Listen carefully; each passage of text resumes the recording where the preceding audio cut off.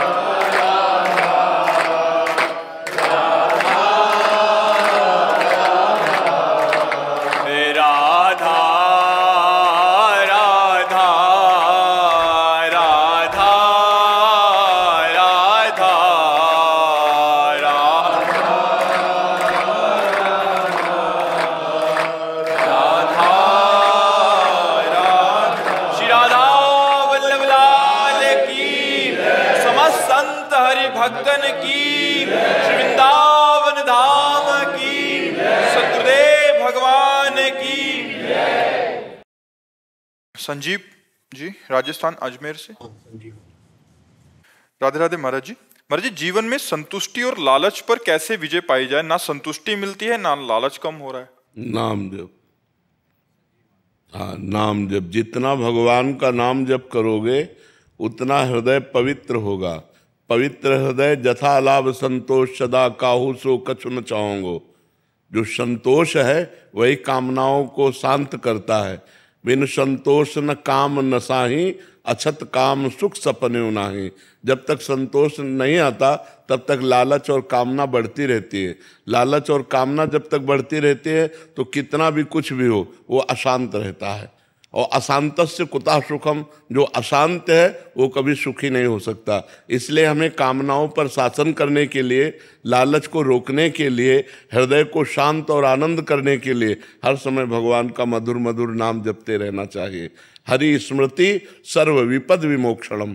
भगवान की याद, भगवान का नाम जप समस्त दुख और विपत्तियों से बचा लेता है। इसलिए खूब नाम जप करो जिससे बुद्धि पवित्र हो, जिससे हृदय में संतोष, शांति और आनंद की उत्पत्ति हो। जब तक भजन नहीं होगा तब तक सुनने और सुनाने से लाभ नहीं मिलता, भजन करने से लाभ मिलता है। खूब नाम जप करो भगवान का।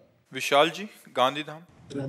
राधे राधे महाराज जी। महाराज जी, इंद्रियों से मुक्त होने के लिए क्या उसे जागृति के साथ भोगना सही है या उसे कंट्रोल करना सही है? क्या घी में आग डालने से आग बुझ जाएगी? हम आपसे प्रश्न करते हैं कि आग है और घी डालो उसमें तो क्या आग बुझ जाएगी क्या? और प्रज्वलित होगी। तो इंद्रियों को रोकने से हम इंद्रिय विजयी हो सकते हैं, ना कि इंद्रियों के भोगने से हम इंद्रियों के गुलाम हो जाएंगे और इंद्रियां हमारी भ्रष्ट होती चली जाएंगी। क्या भोगने से इंद्रियां कभी तृप्त हुई हैं? आप लोग तो गृहस्थ हैं, आप लोग बताइए कि क्या भोगने के बाद ऐसा लगता है कि अब कछु नाथ न चाहिए मोरे? भोगने से यही लगता है और भोगो, अब इसको नहीं, अब इस विषय को भोगो। भोगते भोगते मर गए, अनंत जन्म व्यतीत हो गए हमारे, लेकिन आज तक हमें तृप्ति नहीं हुई। हमको इंद्रियों पर शासन करना चाहिए, ना कि उनकी गुलामी में हमको बहते चले जाना चाहिए। हमारा मानव जीवन मिला है इंद्रिय विजयी होने के लिए, मनोविजयी होने के लिए। हम पशु नहीं हैं, हम मनुष्य हैं। हम भगवान का नाम जप करके, शास्त्रों का स्वाध्याय करके, गुरु चरणों की रज माथे पे धारण करके हम इंद्रियों को वश में कर सकते हैं। हम गंदी आदतों को छोड़ सकते हैं, हम अपने स्वरूप में स्थित हो सकते हैं, भगवत प्राप्ति कर सकते हैं। तो इसलिए इंद्रियों को भोगने से हानि ही हानि है और इंद्रियों को संयम में करने से लाभ ही लाभ है। चिराग जी। राधे राधे महाराज। राधे राधे महाराज जी। महाराज जी, आपने एक सत्संग में बोला था कि हमसे प्रेम करोगे तो आपकी परीक्षा लेंगे और श्री जी से प्रेम करेंगे तो आप पे प्यार बरसाएंगी, परंतु महाराज जी हमारे लिए तो आप ही सब कुछ है, तो क्या अभी भी हमें परीक्षा देनी पड़ेगी? ऐसे तुम हमें मान रहे हो, हम तुम्हें मान रहे हैं, अलग बात है। और जब ये हो गया कि आप पीछे पड़ गए हो तब फिर देखा जाता है कि तुम हमें कितना प्यार करते हो। तुम्हें भरी सभा में अपमानित करके निकाल दिया गया, इसके बाद भी आपको ऐसे ही प्यार कर रहे हैं। आप कुछ भी करो प्रभु, आपके सिवा मेरा कोई नहीं है। हर तरह से उसको धिक्कारा गया, हटाया गया, हर तरह से उसको परास्त किया गया, बस उसके यही निकल रहा है, आपके सिवा हमारा कोई नहीं प्रभु, आप जैसा मनाओ। क्रॉस कर गया। आप जो चाहते हैं उसके विपरीत हम आपसे आचरण करते हैं। इसके बाद भी आप कहा कि आप जो लीला मनावे सो करो प्रभु, ये तन, ये मन, ये प्राण सब आपका है, आप जैसा आदेश करें, जैसा। वो बात फिर लगता है कि ये मेरा है। देहाभिमानी और प्रेम ये दोनों एक साथ नहीं रहते। देखो ना, हमारे भगवान सर्वलोक महेश्वर होकर प्रियाजू से विनय करते हैं, प्रियाजू के आगे हाथ जोड़े खड़े रहते हैं, क्योंकि वो राधा किशोरी से प्यार करते हैं, तो हाथ जोड़े खड़े रहते हैं। सर्वलोक महेश्वर है, जिनकी भ्रकुटी विलास सृष्टिलय हुई, वो हमारी लाडली जी के सामने। वो तो मतलब ये तो प्रेम का तो प्रेम में क्या है, बिक जाना होता है। जिससे हम प्यार करते हैं उसके हाथ बिक गए। यहाँ लोक में प्रेम थोड़ी होता है, यहाँ तो काम वासना है, यहाँ प्रेम थोड़ी है। प्रेम तो वो चीज है कि हम आपसे प्यार करते हैं, अब आप हमें कटवा दें भी तो मैं आपसे ही प्यार करूंगा। आपके सुख के लिए मेरा जीवन है, आपके लिए मेरा जीवन है। लेकिन यहाँ ऐसा नहीं होता। प्यार का नाटक केवल वासनाओं की पूर्ति के लिए, प्यार तो भगवान से होता है। और जब अगर प्यार आपका शुद्ध है तो वहीं भगवान विराजमान है। जहाँ प्यार है, माता पिता से शुद्ध प्यार हो जाए, पत्नी से शुद्ध प्यार हो जाए, पति से शुद्ध प्यार हो जाए, तो भगवान की प्राप्ति हो जाए। प्रेम में बड़ी सामर्थ्य है। पति प्रेम में, मातृ प्रेम में, पितृ प्रेम में प्रेम करो। प्रेम कहाँ कौन करता है, कहाँ प्रेम करता है? यहाँ तो सब वासनाओं का खेल हो रहा है। तो ऐसे ही जैसे अपने लोग हैं तो अपने नहीं मानते कि मुझसे कोई प्यार करता है, केवल प्रभु प्यार करते हैं। अब आप जैसे प्यार करने लगे तो मुझे लगता है मेरा प्रभु इस रूप में प्यार कर रहा है, मेरा प्रभु इस रूप में प्यार कर रहा है। पर प्रभु ही प्यार कर रहा है, व्यक्ति नहीं। व्यक्ति का हमारे यहाँ कोई गुंजाइश नहीं। कोई व्यक्ति हमसे प्यार नहीं कर सकता। हमसे जो प्यार कर रहे हैं मेरे प्रभु प्यार कर रहे हैं। इन सब रूपों में प्रभु आए हैं, व्यक्ति नहीं आया। हमारी दृष्टि में व्यक्ति नहीं है, हमारे प्रभु ये स्त्री पुरुष रूप धारण करके आए हुए हैं। हमें दर्शन देकर, हमसे प्रश्न करके, उत्तर सुन करके कृतार्थ करने आए हैं। हमें हमको अपनी चर्चा में लगाने आए हैं, ये हम भाव रखते हैं। समझ पा रहे हैं आप? मधुबाला जी दिल्ली से। राधे राधे महाराज जी। महाराज जी, क्या यहाँ ट्विन फ्लेम जैसी कोई वर्ड, महाराज जी ट्विन फ्लेम वर्ड को ऐसे कहते हैं कि ऐसे लोग जो एक दूसरे को गहराई से जुड़े होते हैं और उनकी आत्मा एक दूसरे का दर्पण हो जाती है, ऐसा इनका कहना है। अगर होता है तो उसे पाने के लिए अपनी आज की लाइफ भूलकर या छोड़कर उसे कलयुग में नहीं, कलयुग में पाए जान जगत में सब जन कपटी कुटिल कलयुगी टंचु। यहाँ प्यार नहीं, ये तो एक प्राण और दो देही। जो आप कह रहे हो अंग्रेजी में, हमें अंग्रेजी तो आती नहीं, किसी का भी हो। एक प्राण, दो मन, दो तन, ये सब दिखाई दे रहे हैं, लेकिन एक प्राण, दोनों के प्राण एक हो चुके हैं। वो जो सोचा वो उसके मन में आ गया, वो जो सोचा वो उसके मन में आ गया। ऐसा प्रेम जगत में मुश्किल है, जगत में ऐसा प्रेम देखने में मुश्किल है। सबको अपने अपने मन की चाहिए। हमारे मन के अनुकूल चलो तो हम आपसे प्यार करते हैं, प्रतिकूल हो गए तो आपसे प्यार नहीं। ऐसा प्यार जगत में कहाँ है? ये तो भक्ति में है कि अपने गुरु से प्यार किया और अपना मन प्राण दे दिया, तो जो गुरु की सोच वही शिष्य की सोच हो गई, जो शिष्य की सोच वो गुरु के अंदर स्फुरित हो गई। ऐसा भक्ति में देखा गया, साधना में देखा गया, संसार में तो नहीं देखा गया ऐसा जी। अंकिता महाराज जी, बचपन से ही मेरे में धैर्य की कमी रही है, लेकिन जब से महामंत्र और राधा नाम का जाप चालू किया है तब से शांति और धैर्य आने लगा है।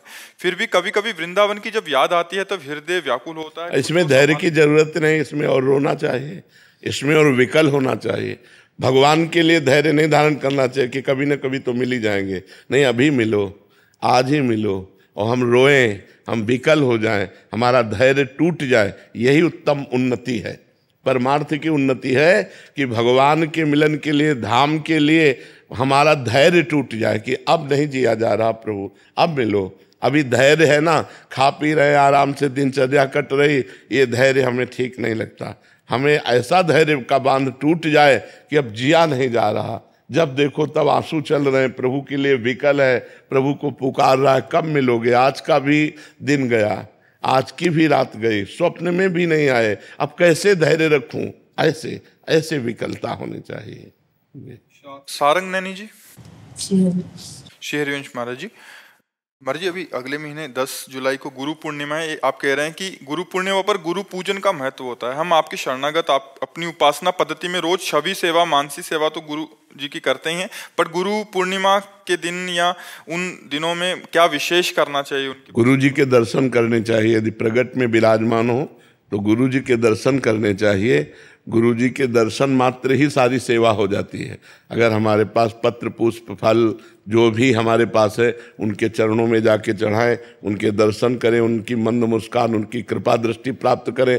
पादुका और फोटो की तो रोज पूजा करते हैं, एक दिन साक्षात जाकर पूजन करने का सौभाग्य है गुरु पूर्णिमा को, तो अपने गुरुदेव के साक्षात दर्शन करने चाहिए और जो पत्र पुष्प उनके चरणों में समर्पित करना चाहिए और उनकी आज्ञा के अंतर्गत रहना चाहिए। यही गुरु पूजा है। सजल शर्मा जी, बेंगलोर से। राधे राधे लाडी। राधे राधे महाराज जी। महाराज जी, मैं एक विद्यार्थी हूँ जिसकी अभी अभी नौकरी लगी है। आपकी कृपा से राधा नाम तथा अच्छे आचरण करने की कोशिश कर रहा हूँ। गुरुदेव, मेरा प्रश्न है कि लौकिक उन्नति के लिए यदि विदेश में मुझे नौकरी मिले तो क्या मुझे जाना चाहिए? चले जाना चाहिए, चले जाना चाहिए। सबे भूमि गोपाल की आमे अटक कहा, सब भगवान की रचना है। अगर आवश्यकता पड़े तो चला जाना चाहिए। अपनी पढ़ाई लिखाई योग्यता बनानी चाहिए और अपने समाज की सेवा करनी चाहिए। जिस भी डिपार्टमेंट में हो, उस डिपार्टमेंट में हम विदेशों में जब हम भ्रमण करते हैं तो हमारा ज्ञान विकास को प्राप्त होता है। हमारा ज्ञान ऐसा नहीं व्यर्थ नहीं जाता। देश विदेश जाने वाले के ज्ञान का विकास होता है और उसी ज्ञान से हम अपने समाज की सेवा करें। मानो डॉक्टर है, मास्टर है, अच्छी क्वालिटी का अगर हमारे अंदर ज्ञान आ गया, अच्छी बातें हमारे अंदर आ गई, हम ग्रेजुएट हो गए, तो हम अपने समाज को सुधार सकते हैं। तो जानना चाहिए, हम कहते हैं जानना चाहिए, पर अपनी पद्धति से रहना चाहिए। पद्धति विदेशी नहीं अपनानी चाहिए, ज्ञान प्राप्त करना चाहिए। जड़ चेतन गुण दोष में विश्व कीन करतार, संत हंस गुण गाहे पे परिहरिवार विकार। गुण दोष सब जगह हैं, तो विदेशों के अवगुण नहीं लेने चाहिए। व्यभिचार, मांस, मदिरा, ये सब नहीं लेना चाहिए। हमको उनके गुण लेने चाहिए, उनकी योग्यताएं लेनी चाहिए और अपने देश में आकर उसका विकास करना चाहिए। अरे जी, आप कहते हैं संघ का प्रभाव होता है, पर वैसे संघ में रहने से वैसे दोस्त हैं, वैसी पद्धतियां हैं। जो रही उत्तम प्रकृति का कर सकत कुसंग, चंदन विष व्यापत नहीं लपटे रहत भुजंग। अगर हम उत्तम स्वभाव लेकर के जाएं तो हमको कोई फंसा नहीं सकता। हम अच्छे अच्छे सद्गुण लेकर के आ जाएं। जैसे बहुत ऐसे विकासशील बातें हैं जो हमको विदेशों से प्राप्त होती हैं। जैसे हमारे बहुत से ऐसे डॉक्टर हैं जो विदेशों में जा कर के अपने कला कौशल, अपने हस्त कौशल से बड़े प्रवीण बनते हैं। जैसे ऑपरेशन है, एक आदमी है कि वो उस तरह नहीं कर पाता और एक है विदेश से सीख के आया है तो उसमें बहुत प्रवीण हो चुका है। तो हमें लगता है जाना चाहिए, पढ़ाई लिखाई किसी भी विषय में विदेश जाना चाहिए, पर मांस, मदिरा और व्यभिचार, इन 3 दोषों से बचना चाहिए, क्योंकि विदेशों में इनकी भरमार है। प्रायः लोग नशा करते हैं, प्रायः लोग मांस खाते हैं, भोजन में प्रायः मांस ही खाते हैं और व्यभिचार करते हैं। तो हम भारतीय हैं, हम अपनी संस्कृति को ना भूलें, हम कला कौशल सीखने के लिए कहीं भी चले जाएं, लेकिन अपनी पद्धति से रहें। जी, और एक बार जो गया फिर वो आता ही नहीं। अब ये बात तो हमें कम अच्छी लगती है। हम जाए लेकिन अपने देश के लिए सीख के लाए और अपने देश की उन्नति करें, अपने देश को पढ़ाएं लिखाएं, अपने देश की सेवा करें। अब ऐसा नहीं कि वहाँ अच्छा पैसा मिल गया तो वहीं रहने लगे, ऐसा नहीं होना चाहिए। हमें लगता है कि हम भारतीय हैं तो हम जाएं कहीं भी, लेकिन अपने देश से प्यार करते हैं जैसे हम अपनी माँ से प्यार करते हैं, ऐसे भारत माता से हम प्यार करते हैं। हमें अपने ही देश में आना चाहिए और अपने देश का विकास करना चाहिए, अपनी संस्कृति को वहां पे फैला सकते हैं। इतना पावर हृदय में हो जाए तो बहुत बढ़िया बात है क्योंकि उनकी संस्कृति हमारे अंदर ना जाए, हमारी संस्कृति उनके अंदर चली जाए, तब तो बहुत बड़े पावर की बात है। देखो ये जो boyfriend girlfriend live in relation ये सब चल रहा है ना, ये उन्हीं की संस्कृति है, हमारी संस्कृति नहीं है। ये हमारे सनातन धर्म की संस्कृति नहीं। अब जो गंदगी फैल रही समाज में, आप इससे खुद अनुभव कर सकती हैं कि जैसे एक बच्ची है, एक बॉयफ्रेंड बनाया और महीना भर के बाद ब्रेकअप, फिर दूसरा बॉयफ्रेंड। इसे चरित्रहीनता कहते हैं। ये कभी एक पति की नहीं रह सकती और ऐसे लड़के कभी एक पत्नी पर अपना भाव नहीं रख सकते। तो हमारा तो बिगड़ गया, हमारा सनातन धर्म गया, हमारी गृहस्थी चौपट हो गई। अच्छा, विदेश में ऐसा नहीं है। आज तुम उनके साथ जाओ, कल उनके साथ जाओ, कोई फर्क नहीं पड़ता है। और आजकल मन यही चाहता है कि हमारे ऊपर कोई बंधन ना हो, हम जब जिससे मिलना चाहे मिल ले। ये हमारे देश की पद्धति है नहीं। हमारे देश की पद्धति है जिस पुरुष को एक बार अपना लिया आजीवन निर्वाह किया, जिस स्त्री को एक बार स्वीकार कर लिया आजीवन उसे अपना हृदय बना करके निर्वाह किया। ये हमारे भारत की पद्धति है। तो ये जो विदेशी पद्धतियां हैं ये हमारे देश में बड़ा कूड़ा करकट फैला रही हैं, ये बड़ी गंदगी फैल रही बच्चों में, वो नई आधुनिकता में नशा व्यभिचार इसी में फंसते चले जा रहे हैं। तभी हिंसा चोरी और ये सब बढ़ रहा है, व्यभिचार बढ़ रहा है। मोहित खंडेलवाल जी, बेंगलोर से। श्री हरिवंश महाराज जी, महाराज जी आपने कई बार सत्संग में कहा है कि ठाकुर जी को दूसरिया पसंद नहीं है। महाराज जी यहाँ दूसरिया से क्या तात्पर्य है? अलग अलग रूपों का है या नहीं? दूसरिया का तात्पर्य है जननी जनक बंधु सुतदारा तन धन धाम सुहृद परिवारा सबकी ममता ताग बटोरी मम पद मन ही बांध बरडोरी। जो हमारा मोह फैला हुआ है वो समेट करके अनुराग रूप से भगवान के चरणों में लग जाए। जैसे मीरा जी कहते हैं, मेरे तो गिरधर गोपाल दूसरो न कोई। बस एक हृदय में भगवान के प्रति अनन्य भाव आ जाए। पत्नी में भगवान, माँ में भगवान, पुत्र में भगवान, जगत में भगवान, सर्वत्र भगवान। ये है दूसरिया न कोई, दूसरा कोई नहीं। दूसरा अगर कोई कि हमारी पत्नी प्रिय है तो फिर भगवान से अभी प्यार नहीं होगा। पुत्र प्रिय है तो भगवान से प्यार नहीं होगा। पुत्र में भगवान है इसलिए प्यार है, पत्नी में भगवान है इसलिए प्यार है। और जिस दिन भगवान निकल जाए तो उसी पत्नी और पुत्र के प्यारे शरीर को हम दाह संस्कार कर देते हैं। शरीर से प्यार करते हुए भी हम आदर भगवान का करते हैं। अगर प्रिय पत्नी के शरीर से भगवान अंतर ध्यान हो जाए तो हम उसी प्रिय पत्नी के शरीर को पैसा देकर जला देते हैं, गाड़ देते हैं, फेंकवा देते हैं। अर्थात हमारे हृदय में आदर भगवान का ही है, लेकिन अनजान है हम ये जान जाएं कि मेरे भगवान पत्नी रूप में है, मेरे भगवान पुत्र रूप में, मेरे भगवान माँ रूप में, सब चराचर जगत भगवान का स्वरूप, जीवन मुक्त हो गए। यही बात है कि दूसरिया भगवान को पसंद नहीं। भगवान कहते हैं अनन्यस चिंतयन्तो माम ये जना परिपासते। जो जन मेरा अनन्य चिंतन करता है। अनन्य चिंतन का स्वरूप क्या है? सो अनन्य गति जाके असमति न टरे हनुमंत, मैं सेवक सचराचर रूप स्वामी भगवंत। सब चराचर जगत मेरे स्वामी का रूप है, मैं सेवक हूँ। यही अनन्य भाव है। समझ पा रहे हो आप? बबीता जी, राधे राधे महाराज जी। महाराज जी मेरा प्रश्न है कि क्रिया योगी भी प्रभु की भक्ति करते हैं और स्वयं इच्छा से महासमाधि लेते हैं, देह त्याग करते हैं, पर भक्ति में इंतजार करना होता है मृत्यु का। नहीं, स्वयं इच्छा से कभी मृत्यु नहीं होती। उनको मृत्यु का पता होता है, कल 7:00 पर हमारी मृत्यु का योग है, तो वो समाधिस्थ हो गए और कल छोड़ देंगे शरीर। क्योंकि उनको पता हो गया, भजन करने से पता हो जाता है कि कल हमारा शरीर छूट जाएगा। तो वो ऐसा नहीं है कि प्रभु के विधान का जो मृत्यु का समय है उसको टाल करके वो पहले ले लेते, नहीं, वो प्रभु के विधान के समय ही मृत्यु योग अपना उपस्थित मान करके समाधि को प्राप्त हो जाते हैं। कोई मनमानी जो मृत्यु करता है उसे हत्या कहते हैं, और आत्मा वाले की दुर्गति होती, सदगति नहीं होती। समाधि जो ली जाती है उसमें प्रभु का संकेत होता है कि आज के अमुक दिन में अमुक तारीख में तुम्हारा शरीर पूरा हो जाएगा, तो वो उसी तारीख का चिंतन करते हुए समाधि ले लिया और बस शरीर पूरा हो गया। समझ पा रहे आप?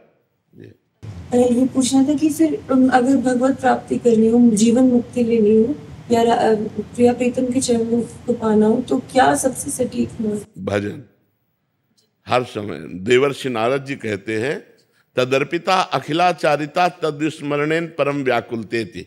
समस्त आचरण भगवान के अनुकूल हो, शास्त्र अनुकूल हो और खूब नाम जप हो, भगवान के विस्मरण होने पर बड़ी व्याकुलता पैदा होने लगे, इसी का नाम भक्ति है, इसी का नाम साधना है, और इसी से यही सर्वश्रेष्ठ है, इसी से भगवत प्राप्ति होती। पूरी गीता सुनने के बाद अर्जुन जी को क्या प्राप्त हुआ? अर्जुन जी स्वयं कह रहे हैं, नष्टो मोहा स्मृतिर लब्धा त्वत्प्रसादान मयाच्युता।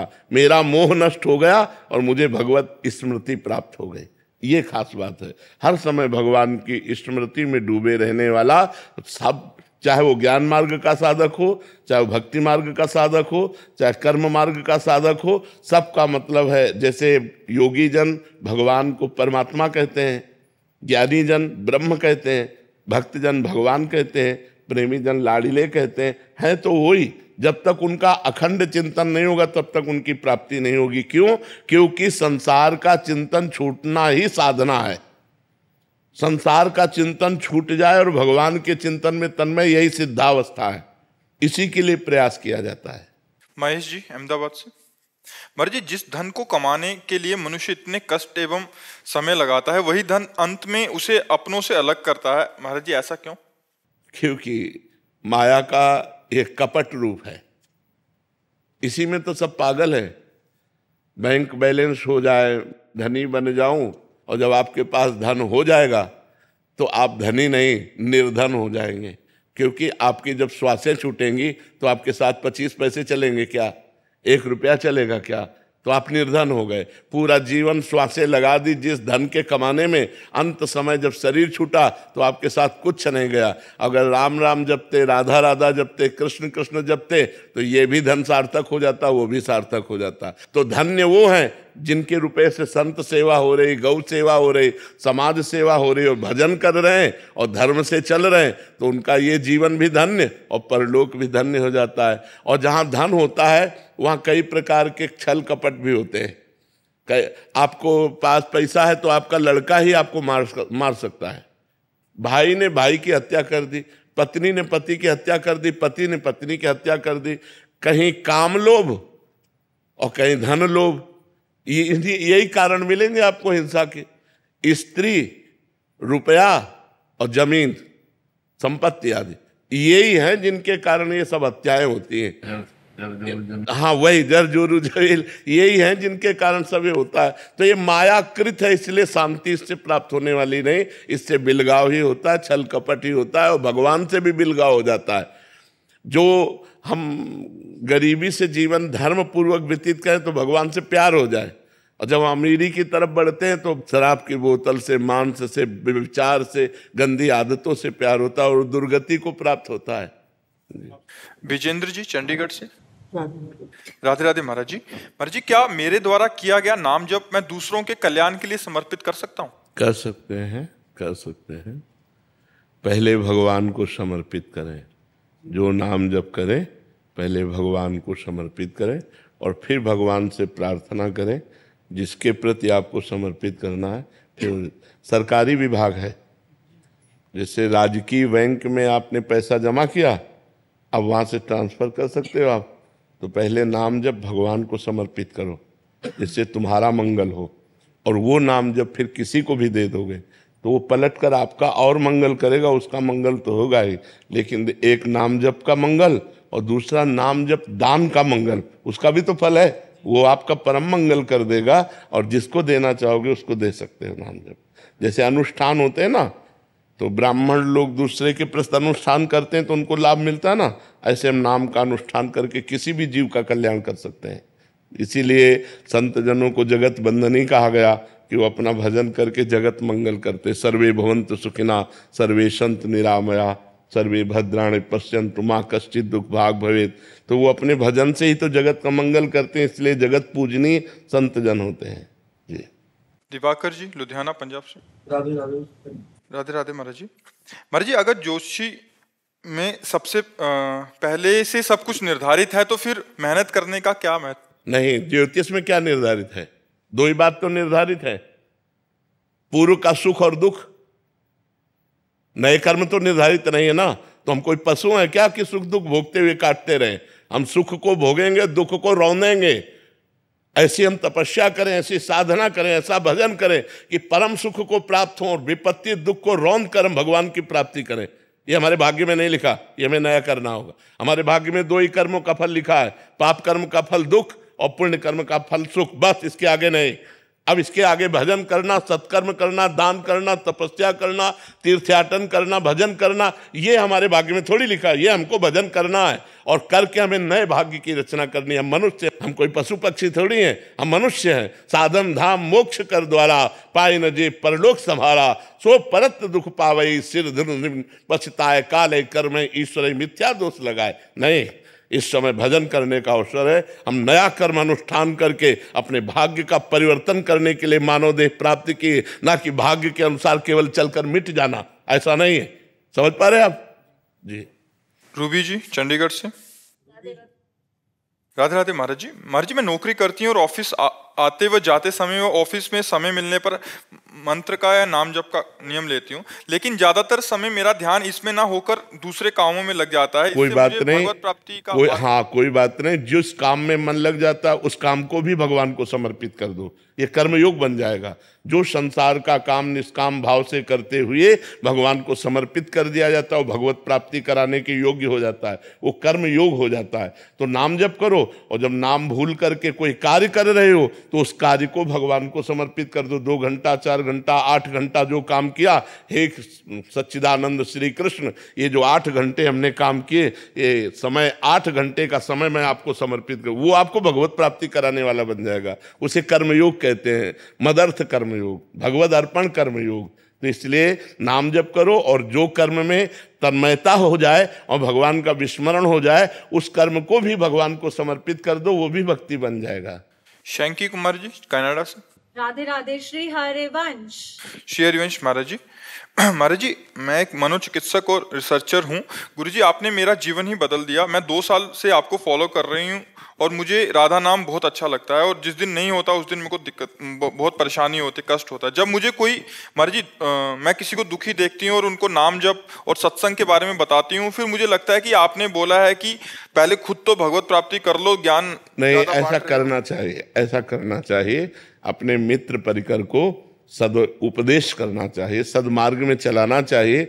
हम अपनी अनुभूतियां भले ना बताएं, लेकिन हमने संत से ऐसा सुना है कि राधा नाम जपने से मंगल होता है। हमने संत से सुना है शराब नहीं पीना चाहिए, मांस नहीं खाना चाहिए, पर स्त्री गमन नहीं करना चाहिए, पर पुरुष गमन नहीं करना चाहिए। ये बातें तो हम सब अपने मित्र परिकर को सबको बता सकते हैं ना।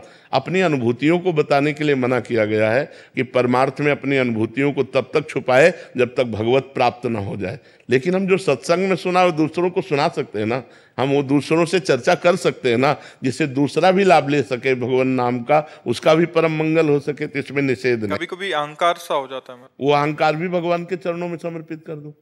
ये बात आ गया कि मेरे द्वारा इनका परिवर्तन हुआ तो ये भी भगवान को समर्पित कर। ये तो समर्पण योग बहुत बढ़िया योग है, बहुत बढ़िया योग। अगर हम अहंकार पूर्वक कोई कार्य करते हैं तो उसको भी भगवान को समर्पित कर देते हैं तो भगवान अहंकार का नाश कर देंगे। हमारे भगवान के द्वारा ही अहंकार का समन होता है, वो अहंकार भी पवित्र हो जाएगा जो भगवान के चरणों में समर्पित हो जाएगा। गुरुजी, कभी कभी जैसे सब पूछते हैं, जैसे इसके बारे में अगर हम बात करते हैं इतने समय से, तो लोग बैठ के पूछते हैं अच्छा और क्या करना चाहिए, और क्या करना चाहिए। तो लगता है कहीं मेरा भजन ना रुक जाए अगर मैं सबको ये चीज बताऊं। नहीं, ऐसा बताओगी तो आपका भजन और बढ़ेगा। जब हम अपने प्रिय प्रभु के नाम को, प्रभु की कथा को, प्रभु के मार्ग को सैकड़ों में बांटते हैं तो उसका भी तो लाभ हमें मिलता है।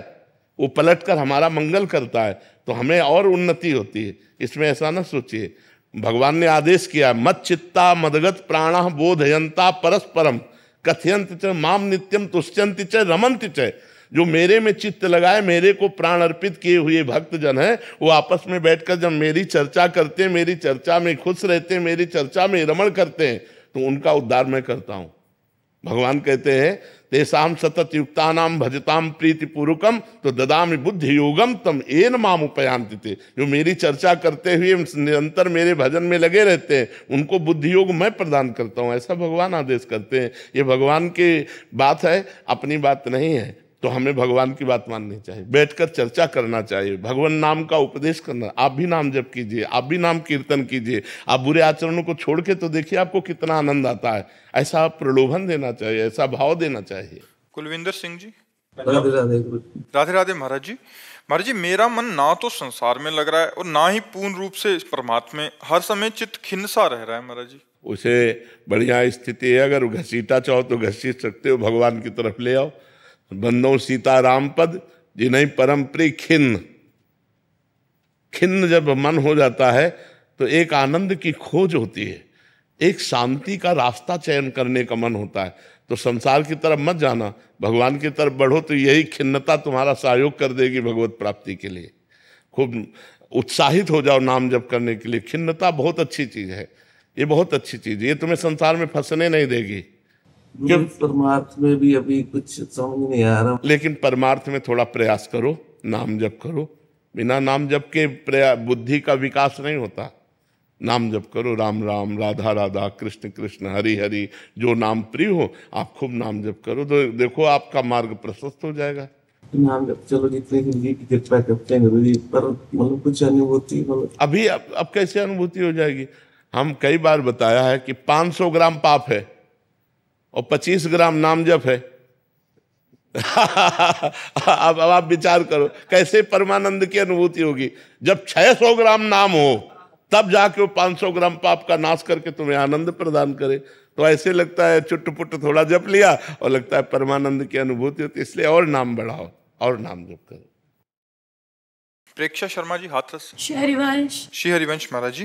महाराज जी, बुद्धि इतनी पतित है कि ये जानते हुए भी किसी संत की पहचान हम उनके बाहरी व्यवहार से नहीं कर सकते। फिर भी ये मन कभी कभी संतों को देखकर कोई गलत दूरदर्शन कर लेता है, जिसको हम श्री जी की प्रेरणा ये कहकर काटते हैं कि ये मन श्री जी को समर्पित है, इसलिए इसके विचार भी मेरे नहीं है और उसे गलत बात का चिंतन नहीं होने देना। लेकिन हम ये कहते हैं संतों में क्या दोष दर्शन दिखाई दे सकता है? महाराज जी, कुछ भी आता है दिमाग में कि ये क्या साधन है या कुछ भी, मतलब कोई मतलब भी नहीं है उस बात। हाँ, तो फिर बावरा मन है, बातुल भूत विवश मतवारे, ते नहीं बोले वचन विचारे।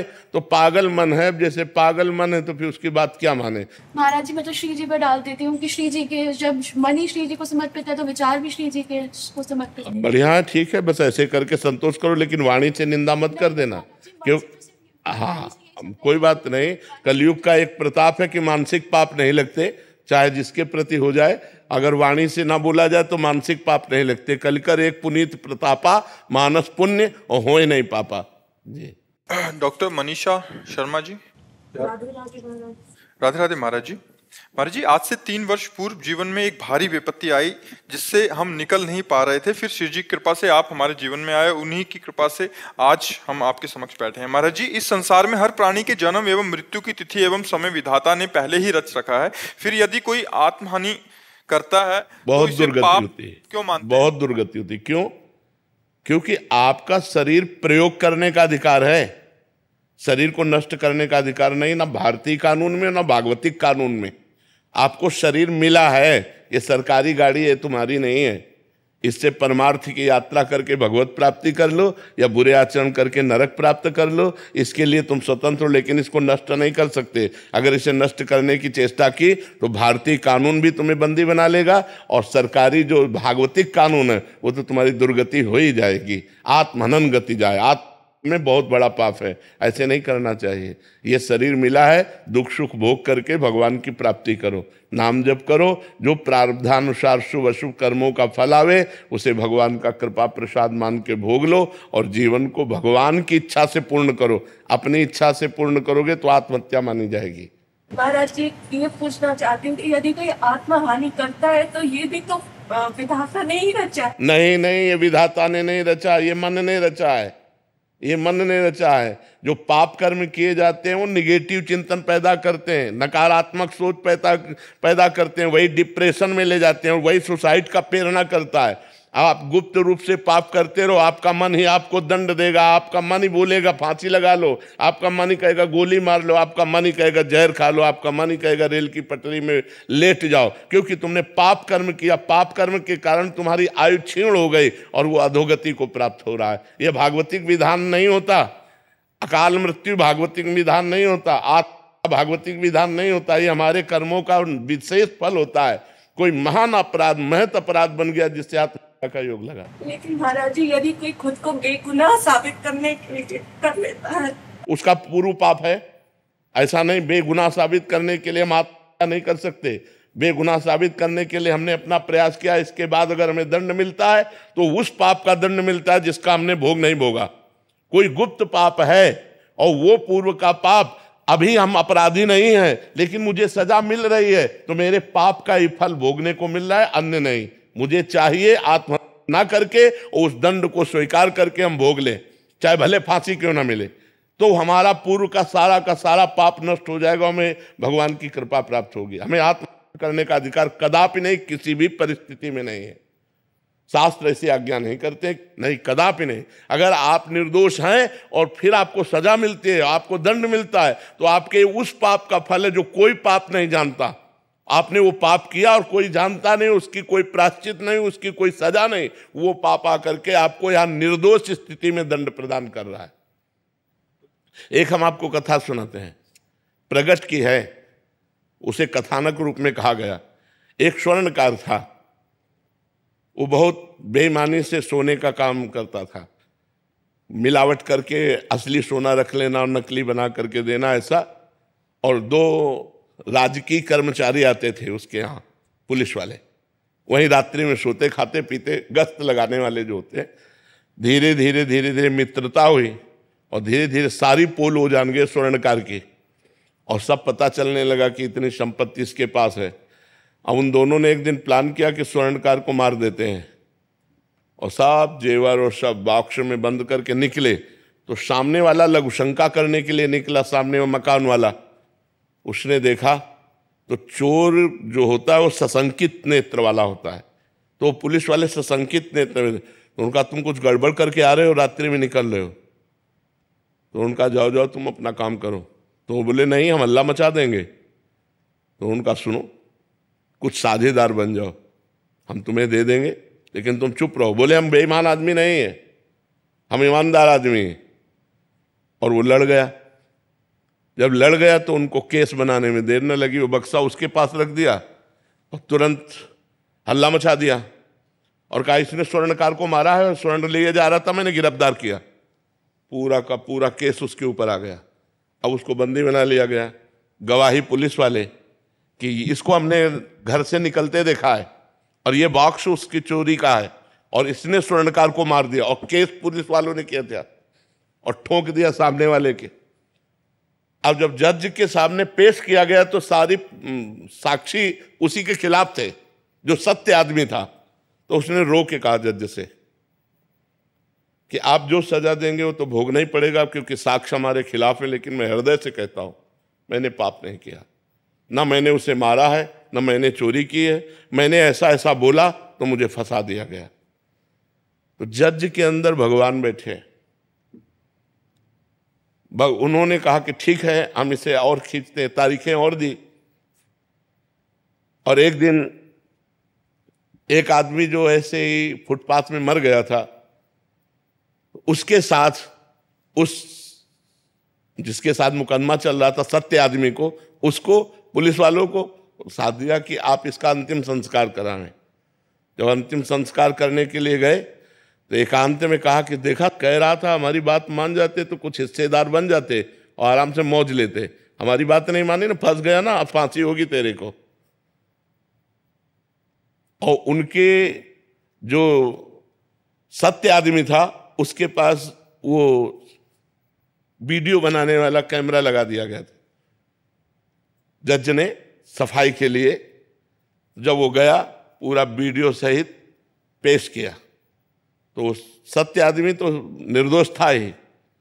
तब जज से उसने कहा कि जब मैं निर्दोष हूं, आज आप जान गए, तो मुझे सालों से पैसा खर्चा करना पड़ा, इतना परेशान रहा, इतना मुझे दुख मिला, ऐसा क्यों? क्योंकि मैं निर्दोष हूं, अब तो जान गए हो ना आप। तो जज ने कहा सत्य बताना, इस जन्म में तुमने कोई ऐसा पाप किया है जिसकी सजा न मिली हो और जिसका प्रायश्चित न किया हो? उसी का दंड आपको यहां निर्दोष होने पर प्राप्त हो रहा है, आप सत्य बताना। तो उसने अपनी घटना बताई, तो वो मृत्यु दंड इधर आकर के उसको फंसाकर इतना दंड दे रहा था। तो ये बात समझ लो कि जो पाप आप लोग भ्रूण हत्या करते हैं, गर्भ हत्या करते हैं, इसका प्रायश्चित करते हैं, और जब इनका परिणाम आता है तो बोले हम निर्दोष थे। जो आप पाप करोगे उसका दंड भोगना पड़ेगा, आज नहीं तो कल, और ऐसी जगह भोगना पड़ेगा जहां आपने पाप नहीं किया। हम मानते हैं 100% आप सत्य हो, लेकिन आपका पूर्व का वो गुप्त पाप आपकी ऐसी तैसी कर देगा। इसलिए डरो, पाप कर्मों से डरो। अगर हमसे कोई पाप कर्म नहीं होंगे तो हमारी कोई समस्या नहीं होगी। अवश्य में भोक्तव्यम कर्तम कर्म शुभाशुभम, शुभ और अशुभ कर्म अवश्य भोगने होते, चाहे कोई भी हो, चाहे संत महात्मा ही क्यों ना हो, बड़े बड़ों को भोगना पड़ता है। इसलिए कोई यहाँ भगवत विधान में छल कपट नहीं चल सकता। आज तुम निर्दोष हो, कसम खा के कह सकते हो, लेकिन कल का पाप तुम्हें आज फंसा रहा है, इसको कैसे बता सकते हो तुम? इसको कैसे जान सकते हो तुम? राधे राधे महाराज जी। महाराज जी ये कह रहे हैं कि इन्होंने युवावस्था में किसी के प्रवचनों से प्रभावित आके घर वालों के विरोध में जाकर शरणागति प्राप्त की थी, परंतु बाद में पता चला कि वहां स्त्री शरणागत जीव को तन का समर्पण करना होता है प्रेम दान के नाम पर। महाराज अभी मैंने छोड़ दिया, बट अपराध तो नहीं लगेगा? कौन से शास्त्र में लिखा है? भ्रष्ट आचरण। अरे गुरु बनाया जाता है, भगवान का नाम जप करो, भगवान के मार्ग में चलो, अपने तुम चलो, दूरी तुम रहो। परमार्थ का मतलब क्या होता है? तुम हमसे जुड़ो, भगवान नाम लो, भगवत भजन करो, दूरी रहो। तन का दान, मलमूत्र के द्वारों का दान गुरु मांगे, न संत है ना वो कोई गुरु है। बिल्कुल नहीं अपराध लगता है, ऐसे को बिल्कुल त्याग देना चाहिए, 1 मिनट में त्याग देना चाहिए। परमार्थ विरुद्ध आज यही तो पाखंड चल रहा है। इन्हीं की वजह से असली संतों पे द्वेष। हाँ नहीं, ऐसे नहीं, ऐसे नहीं, पाखंडी ऐसे दम कहाँ शास्त्र में लिखा है? अरे भैया, शिष्य बनी मतलब हमारी बिटिया। शिष्य का मतलब, गुरु का मतलब क्या होता है? पिता। पिता ही नहीं, परम पिता। हमारे तुम बच्चे हो, तुम अपने मार्ग में चलो, तुम अपने मार्ग में चलो। तुम्हें मार्ग बताने के लिए, गंदे गंदे संबंधों को मिटाने के लिए तो गुरु बने, काम क्रोध पर विजय प्राप्त कराने के लिए तो गुरु बने। ऐसा कौन सा शास्त्र कहता है? ऐसा कौन सा समर्पण कहता है? ऐसा कौन सा गुरु मार्ग कहता है? हमें बताओ करके। मनमानी आचरण, ऐसे पाखंडियों से दूर रहना चाहिए। शरीर समर्पण का मतलब समझ लो, पहले समझ लो। तन मन धन प्राण सब समर्पित करने के लिए गुरु के लिए कहा गया है। कहा गया है कि जो तन है उसके समर्पण का मतलब आज से हम गुरु की आज्ञा के अनुसार क्रिया करेंगे, शरीर से हम मनमानी पापाचरण नहीं करेंगे। तन समर्पण है। तन समर्पण का मतलब है कि आज से हमारे शरीर से वही कर्म होगा जो शास्त्र आज्ञा करता है, गुरु आज्ञा करता है। ये तन समर्पण है। मन समर्पण है कि मन से मैं वही सोचूंगा अब जो गुरुदेव ने बताया है। अब हमारा मन संसार को नहीं सोचेगा, प्रिया प्रीतम को सोचेगा। वाणी से हम गुरुदेव के द्वारा बताए हुए नाम जप करेंगे, कीर्तन करेंगे, भगवत कथा। ये समर्पण है। ये समर्पण के, ये कोई समर्पण की बातें, गंदी बातें। ऐसी गंदी बात अगर किसी को कहीं भी दिखाई दे तो तत्काल दूरी हो जाओ, कोई अपराध नहीं लगेगा। वो कोई गुरु नहीं, वो कालने में बैठा हुआ है, पाखंड का रूप लिए हुए, वो गुरु नहीं है। गुरु वही है जो असत मार्ग से हटाकर सत मार्ग में लगावे, जो गंदी बातों से हटाकर तुम्हें अच्छी बातों में लगावे। जब गुरु से तुम कहो कि महाराज मेरे अंदर गंदी बात आ रही, तब उतनी सामर्थ्य उसके हो कि वो तुम्हारी गंदी बात हटाने की बात कह के तुम्हें सतमार्ग में चढ़ाए, ना कि गंदी बात सुनकर तुम्हारा शोषण कर ले। वो गुरु नहीं, वो पाखंडी है, वो नाटकी है, वो मायावी है। ऐसे लोगों से दूर रहना चाहिए। ऐसा सतमार्ग नहीं होता। महाराज जी, गुरु सही हो और शिष्य कोई विद्रोह करे तो गुरु का कोई फर्क नहीं पड़ सकता। उस शिष्य का विरोध महाराज जी हम सांसारिक लोग कर सकते हैं, जो शिष्य गुरु का विरोध करे अपने आप वो बुझ जाएंगे। विरोध करने की जरूरत ही नहीं होती। आकाश में कोई थूक कर गंदा करना चाहे, मुंह अपना करेगा। बिल्कुल नहीं। देखो, संतों की निंदा लोग करते हैं, बड़े बड़े संतों की निंदा होती, वो निंदा करके अपना नाश कर लेते। संतों को कुछ होता है क्या? तो फिर हमें इस बातों पर नहीं डरना चाहिए। विरोध करने की जरूरत है, वो जो कर रहा है वही उसको नष्ट कर देगा। वो जो निंदा कर रहा है वो कर्म ही ऐसा कर रहा है, वो स्वयं नष्ट हो जाएगा। देखो सच्चाई में एक तुमको बात बताएं, छाती में एक बल होता है, छाती में एक बल होता है। अगर हम गलत है ना तो फिर हमें डर लग जाएगी, अगर सच्चाई है तो कोई भी। देखो गलती किसी से भी हो सकती है, गलती होना, हम इस बात में क्यों नाराज हुए, ये गलती नहीं है, ये गलत आचरणों का प्रचार प्रसार है। गलती होने का मतलब जैसे अब हम साधना में चल रहे हैं, अब हमारा मन दिख गया, मन कहीं फेल हो गया, तो ब्रेक कहीं भी फेल हो सकती, गाड़ी है, अब उसको संभालो, तत्काल संभल पावे, अगर गिर गए तो फिर संभलो, ऐसे चला। ये बहुत विचित्र माया है, वो गिर जाना एक अलग चीज होती है, और इस तरह का व्यवहार करना, जानबूझ करके ऐसे उपदेश देना, ये बहुत हानि का विषय होता है। ये समाज में गंदगी फैलती है। इतनी बात समझ लो, जो गुरु तुम्हारे शरीर को छूने की चेष्टा करे, जो गुरु तुम्हारे साथ गलत संबंध बनाने की कोशिश करे, तुरंत हट जाओ, कोई अपराध नहीं लगेगा, कभी दोबारा मत जाओ। वो गुरु नहीं, वो कालनेमी है, वो पाखंडी हैं, जो धर्म भ्रष्ट बैठे हुए हैं, केवल अपनी वासनाओं का पोषण करने के लिए भेष का आश्रय लिए।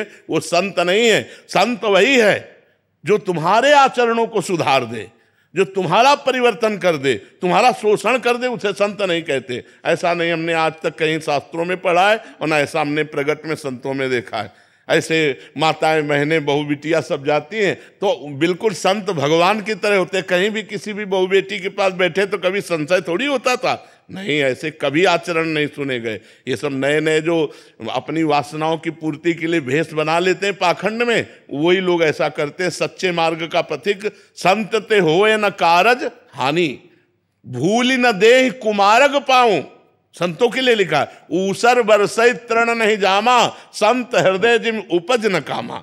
सच्चे गुरु की और सच्चे संत की पहचान क्या है महाराज? जिनके पास जाने से भगवान का स्मरण होने लगे और सब आचरणों में सुधार होने लगे, बिना किसी प्रयास के सब आचरणों में सुधार होने लगे, सच्चे संत की ये पहचान है।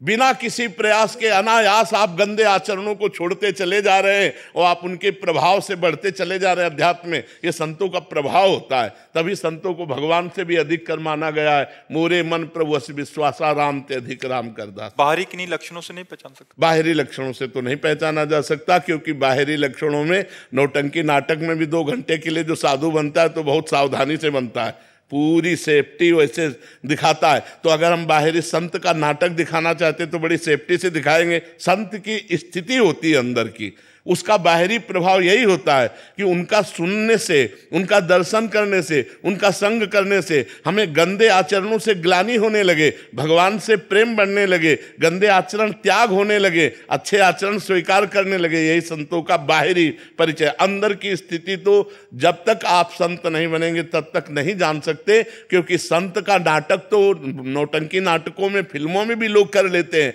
तो संत का नाटक करने के लिए थोड़ी देर गंभीर रहना, रो देना, ऐसा बनना, ये तो हो सकता है, नाटक से भी हो सकता है। लेकिन वास्तविक अंदर क्या है ये तो वही जान सकता है जो उस कोटि का संत हो। तो देखते ही पता चल जाएगा कि नौटंकी नाटक कर रहा है या सच्चा है। या भगवान जानते हैं और या कोई उच्च कोटि का संत जानता है, दूसरा संतों को नहीं पहचाना जा सकता। सच्चे संत हमें मिले, इसके लिए हमें क्या भगवान से प्रार्थना करनी चाहिए कि हे भगवान मुझे सच्चे संत मिले। और जब भगवान कृपा करते, जब द्रवहि दीन दयालु राघव तो साधु संगति पाइए। जब भगवान कृपा करते तब संतों का संग प्राप्त होता है। भगवान जिन गुरु को हम प्राण मानते हैं, रब्बर परमात्मा मानते हैं, उनकी कोई निंदा करते क्रोध अपने आप आ जाता है। नहीं सुनना चाहिए, छोड़ देना चाहिए। बातुल भूत विवश मतवारे, ते नहीं बोले वचन विचारे। ये मूर्ख लोग, पागल लोग बोलते रहते हैं। देखो संत की बाहरी बातों की ही प्रशंसा और निंदा होती है, आंतरिक स्थिति को तो कोई जान नहीं सकता। बाहरी बातों में जैसे बहुत भीड़ लग रही, अरे वो तो इतनी गाड़ी में चलते हैं, अरे इससे ज्यादा और क्या निंदा हो सकती है। बस यही संसार की बातें हैं। संसार यही चीजें तो देख पा रहा है, और क्या देख पा रहा है? संसार नहीं देख पाएगा। बहुत भीड़ होगी, लाखों भीड़। आपकी वीडियो के जरिए हम एक आग्रह चाह रहे हैं, पहली बार आए, क्या चीज को आग्रह कि बहुत लोग हमें तलेटी में मालूम रहे ना रहे पर आके शौच गंदगी कर जाना आते, हमारा मन बड़ा दुखी। बिल्कुल बिल्कुल। वैसे सबसे प्रार्थना है कि जो गिरिराज जी पधारते हैं, अपने गिरिराज जी को दूषित ना करें।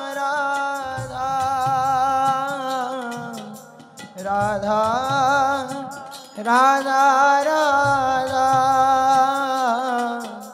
राधा राधा राधा राधा राधा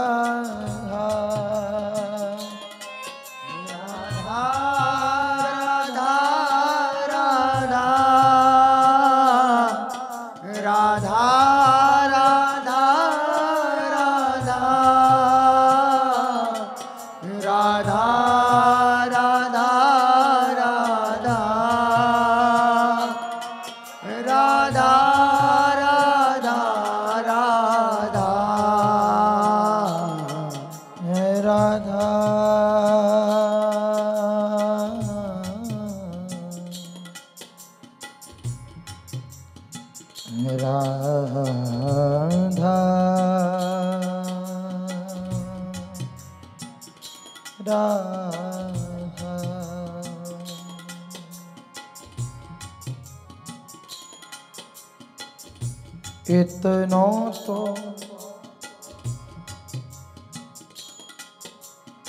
कबहू हसीने हो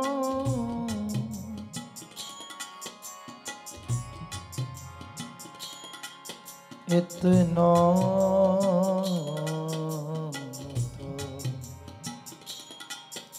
कबहू हसीने हो सुनहु कृपालु किशोरी राधे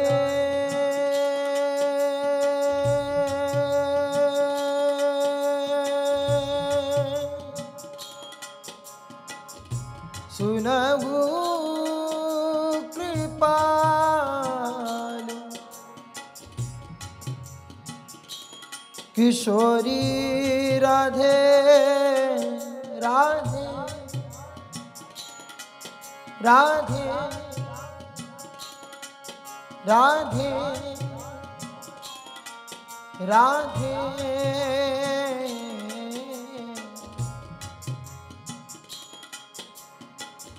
सुनहु कृपाल किशोरी राधे अवसी कृपा की कोल चिते हों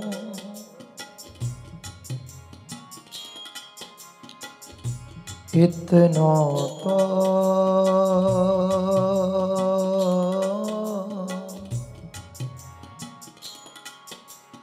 कबहू हंसी दे हो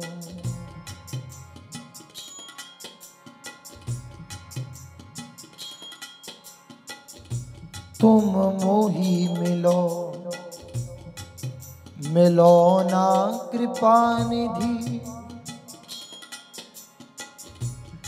मोको ढूंढत तो भटके हो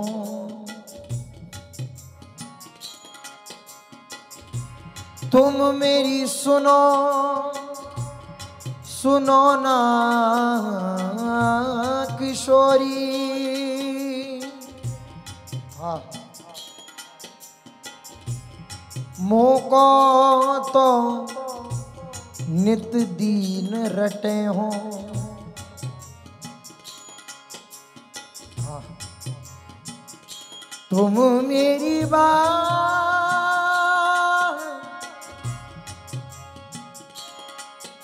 मेरी बात